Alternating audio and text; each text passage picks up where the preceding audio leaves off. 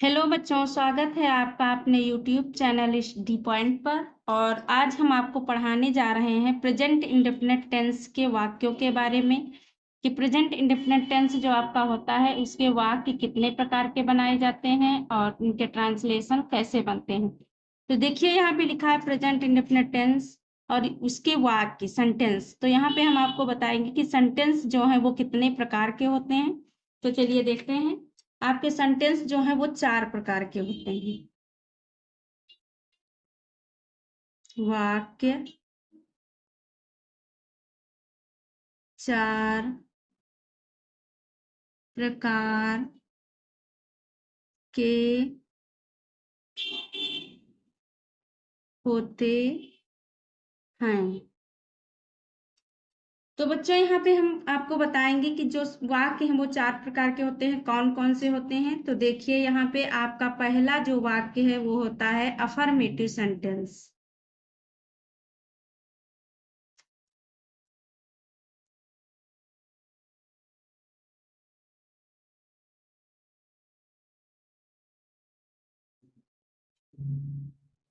Affirmative sentence.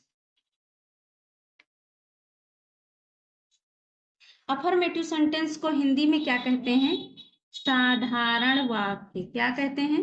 साधारण वाक्य।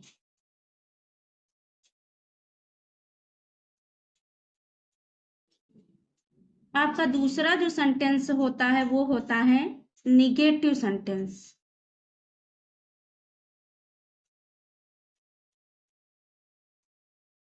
Negative sentence. Negative sentence को हिंदी में क्या कहते हैं? नकारात्मक वाक्य। नकारात्मक वाक्य या निषेधात्मक वाक्य। तीसरा है आपका इंट्रोगेटिव सेंटेंस।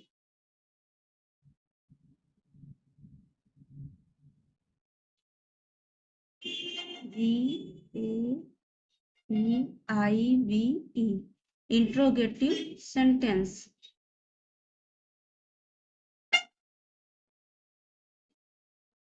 इसको हिंदी में क्या कहते हैं?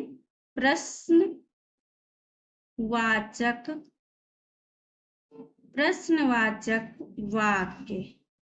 इसको कहते हैं प्रश्नवाचक वाक्य। चौथा है आपका interrogative negative sentence.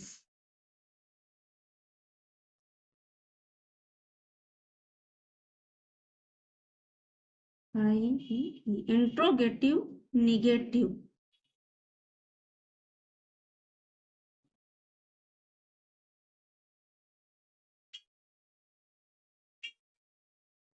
Interrogative negative sentence. इसकी हिंदी क्या होगी? ये हो जाएगा आपका नकारात्मक प्रश्नवाचक वाक्य या प्रश्नवाचक नकारात्मक वाक्य। तो इसकी हिंदी भी हम यहाँ पे लिखे दे रहे हैं। प्रश्नवाचक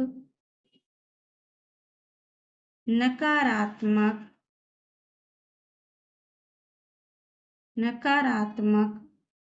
वाक्य।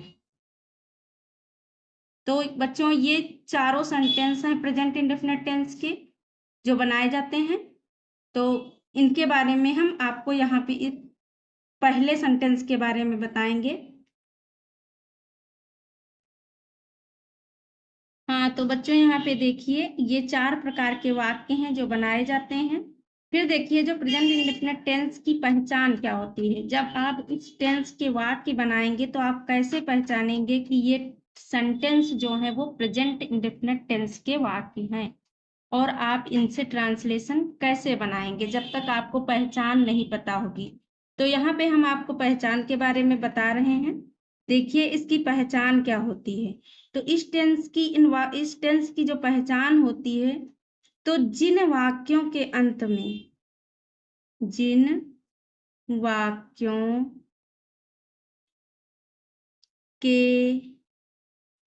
अंत में अंत में ता है, ती है, ते हैं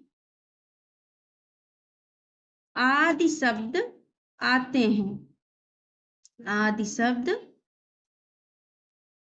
आते हैं, आते हैं। इन वाक्यों के अंत में क्या होता है कि इस टेंस के जो सेंटेंस जो वाक्य होते हैं वो जब लिखे होते हैं तो आप पढ़ेंगे तो उनके लास्ट में क्या होगा, अंत में ता है, ती है, ते हैं आदि शब्द आएंगे। जैसे वह पढ़ता है, हम विद्यालय जाते हैं, तुम अपना कार्य करते हो, ये सब।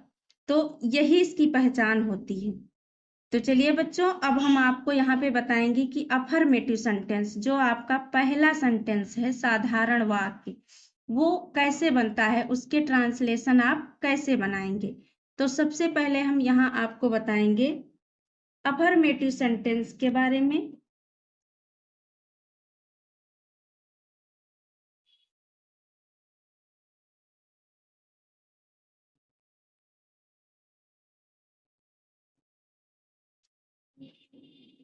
अफर्मेटिव सेंटेंस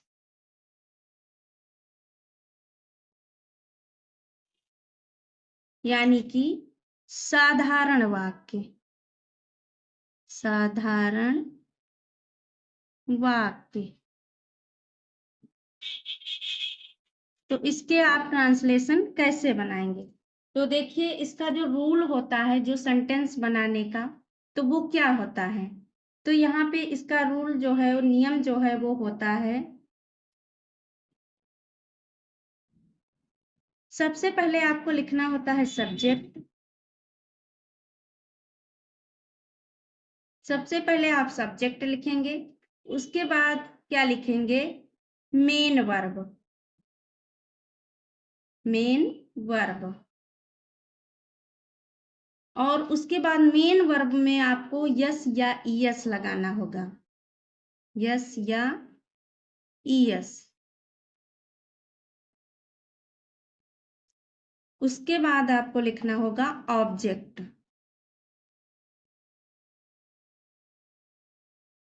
ठीक है, तो यहाँ पे हम आपको एक एग्जाम्पल बता रहे हैं, उस एग्जाम्पल के अकॉर्डिंग आपको सेंटेंस बनाना होगा।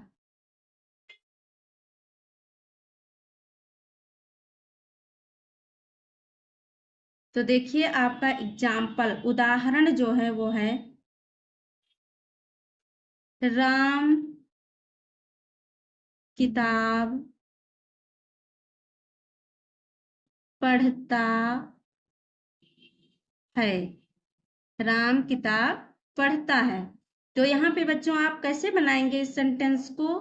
तो यहाँ पे आपको सबसे पहले लिखना होगा सब्जेक्ट, उसके बाद मेन वर्ब, उसके बाद यस या यस, और उसके बाद ऑब्जेक्ट। तो यहाँ पे आपको कैसे पता चलेगा कि सब्जेक्ट क्या है, मेन वर्ब क्या है, ऑब्जेक्ट क्या है। तो देखिए, यहाँ पे जो राम है, जो कर्ता, सेंटेंस में जिसके द्वारा कोई कार्य किया जा रहा है उसको क्या कहते हैं, कर्ता। जो जैसे कि हम पढ़ रहे हैं या हम आपको पढ़ा रहे हैं, तो हम क्या हो गए, कर्ता हो गए।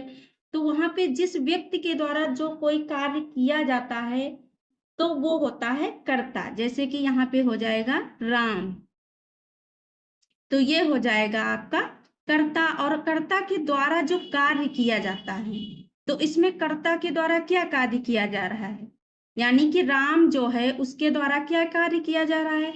तो राम के द्वारा पढ़ा जा रहा है, राम क्या कर रहा है, पढ़ रहा है। तो ये हो जाएगा आपका मेन वर्ब, मुख्य क्रिया। हिंदी में इसको क्या कहते हैं, मुख्य क्रिया।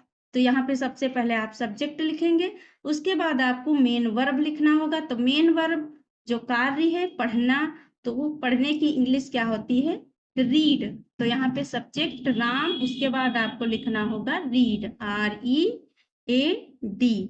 और रीड में यस या ईएस, आपको मेन वर्ब में यस या ईएस लगाना होगा। जैसे कि यस या ईएस इसलिए दिया है, जैसे रीड लिखा है तो आप यहाँ पे केवल यस लगाएंगे तो हो जाएगा रीड्स, और अगर गो दिया होता तो आपको ES लगाना होता तो हो जाता गोज। तो ये हो जाएगा राम रीड्स, और फिर आपका ऑब्जेक्ट क्या है, बुक। राम जो है वो क्या पढ़ता है, किताब पढ़ता है, तो किताब जो है वो हो जाएगी ऑब्जेक्ट। तो यहाँ पे आपको लिखना होगा रीड्स बुक। ठीक है, तो बच्चों ये हो गया आपका, बन गया अफर्मेटिव सेंटेंस। का अगला सेंटेंस है नेगेटिव सेंटेंस। इसको हिंदी में क्या कहते हैं, नकारात्मक वाक्य। नकारात्मक वाक्य। नकारात्मक वाक्य का क्या मतलब होता है, नकारात्मक वाक्य नेगेटिव सेंटेंस जो है वो कौन से होते हैं, तो नेगेटिव सेंटेंस वे होते हैं जिनमें नहीं शब्द आता है, जैसे कि हम विद्यालय नहीं जाते हैं, हम नहीं पढ़ते हैं, वह अपना कार्य नहीं करता है, अध्यापक कक्षा में नहीं पढ़ाते हैं। तो जिन वाक्यों में नहीं आता है, नहीं शब्द आता है, तो वो होते हैं निगेटिव सेंटेंस। तो इसका ट्रांसलेशन आप कैसे करेंगे, ये सेंटेंस आप कैसे बनाएंगे, इसके बारे में हम आपको यहाँ पे बताने जा रहे हैं। इसका रूल जो है आपको बताने जा रहे हैं कि आप वो सेंटेंस किस तरह से बना सकते हैं। तो देखिए यहाँ पे इसमें आपको सबसे पहले लिखना होगा सब्जेक्ट। सब्जेक्ट, उसके बाद हेल्पिंग वर्ब।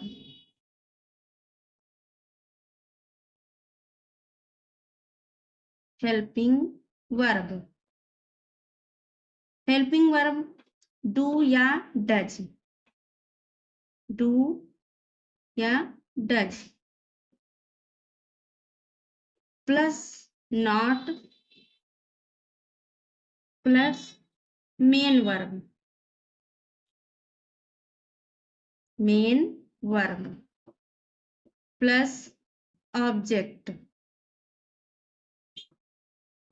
Plus object.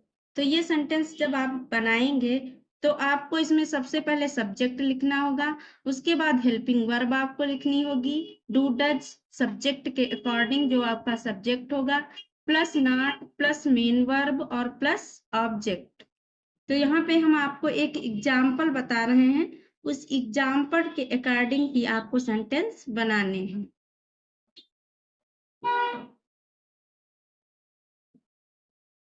तो देखिए आपका एग्जाम्पल उदाहरण जो है वो है मोहन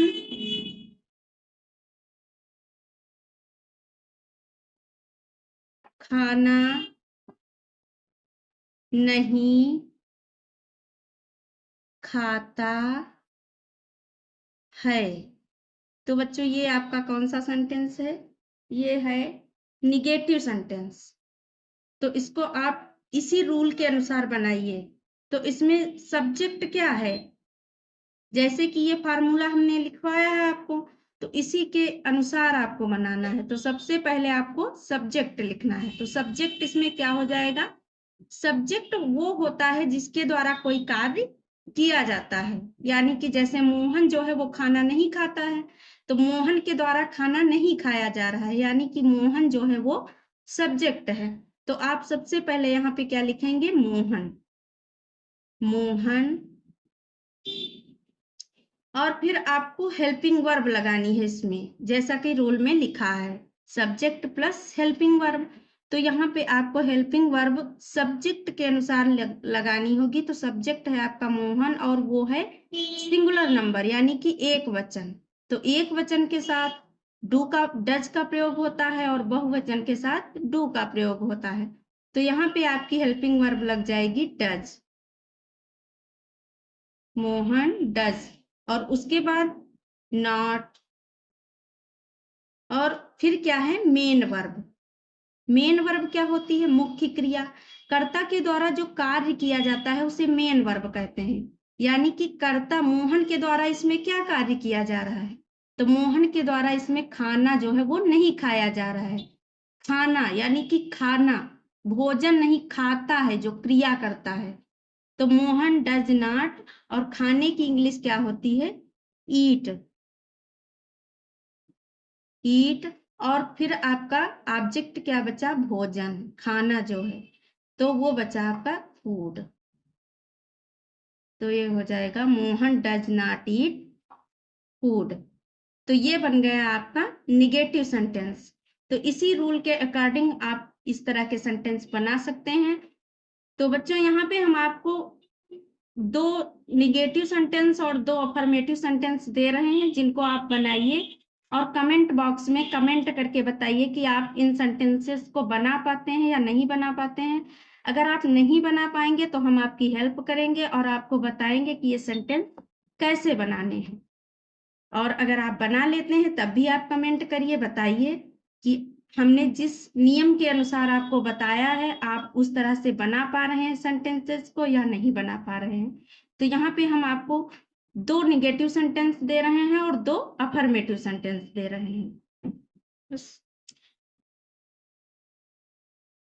तो बच्चों यहाँ पे हमने आपको 4 सेंटेंस दिए हैं, जिसमें 2 सेंटेंस हैं आपके अफर्मेटिव सेंटेंस के, यानी कि साधारण वाक्य हैं। तो ये आपको बनाना है और कमेंट बॉक्स में कमेंट करके आपको बताना है कि आप ये सेंटेंस बना पा रहे हैं या नहीं बना पा रहे हैं। अगर आप नहीं बना पाते हैं, आपको कोई किसी तरह की कोई समस्या है, बनाने में कोई प्रॉब्लम है, तो आप हमें कमेंट करिए, बताइए, हम आपकी हेल्प करेंगे और आपको हम फिर से बताएंगे कि ये सेंटेंस किस तरह से बनाए जाएंगे। तो देखिए यहाँ पे 2 सेंटेंस अफर्मेटिव के हैं और 2 निगेटिव के हैं। तो आप इस रूल के अनुसार इनको बनाइए और मुझे कमेंट करके बताइए। तो बच्चों यहाँ पे हमने आपको 2 प्रकार के वाक्यों के बारे में बताया है, प्रेजेंट इंडेफिनिट के, अफर्मेटिव और निगेटिव। और इसका अगला भाग यानी कि इंट्रोगेटिव और इंट्रोगेटिव नेगेटिव सेंटेंस जो हैं वो हम आपको अगले भाग में बताएंगे। अगर आपको ये वीडियो अच्छा लगा है, पसंद आया है, तो आप हमारे इस वीडियो को लाइक करिए, शेयर करिए, सब्सक्राइब करिए। Thank you.